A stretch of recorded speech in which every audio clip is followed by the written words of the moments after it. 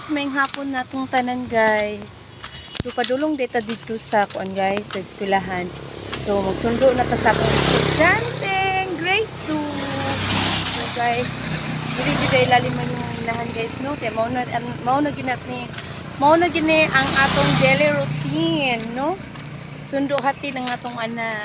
So kung kabalo lang jud ang drive motor guys. So nag-drive na gyud motor guys. Okay.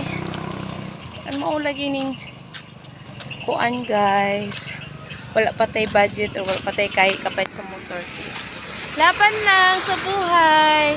Hike-hike lang muna. So exercise man pudi guys na mag-hike-hike. So hi guys. Dilit ba ang tanan? Yung mga kahangak ba guys eh? Hello everyone. Maying hapon. Laban lang tayo sa buhay.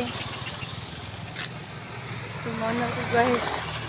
Kapag ito na ako skulan, nagihangak na.